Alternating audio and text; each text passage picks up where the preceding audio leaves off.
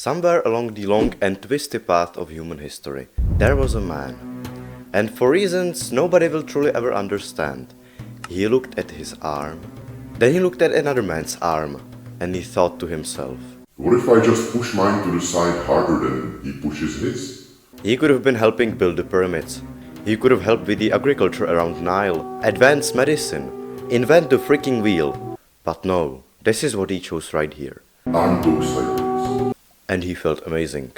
Now, instead of just moving on to his productive life and forgetting this ever happened, he had to continue. Why?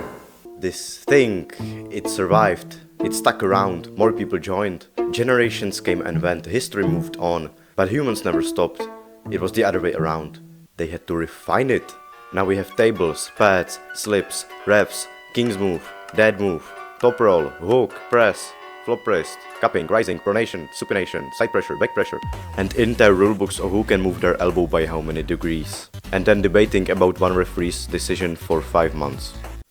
Why? I guess because we just have to know. We have to know who's the man, who's the strongest. I am now the alpha. In this one very specific way. And the funniest part is that if we lose, we still take it personally. After all that time, there's this primal fear from losing. Losing doesn't feel like your arm just gets slammed to the pad. That's your entire bloodline watching on in horror and disgust, and your soul being ripped out of your skeleton. Some guys will train one single muscle, one random muscle you didn't even know existed, for 5 years straight, 2 hours a day, just so they can move to the side better than someone else.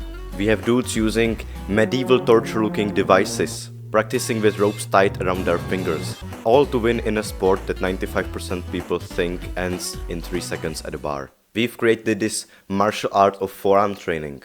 There are moves, there are counters to counters. I'm absolutely sure that somewhere around the world there's a guy sitting in his basement pulling on a resistance band for 2 hours straight training his pronator. Because if he can extend your wrist just a tiny bit, you're done, you're cooked. Your entire human value is gone. And because the primal human urge cannot take that, another guy joins, training his pronator 2 hours a day, and then another one, and this cycle will continue until arm wrestling is the most famous sport in the world.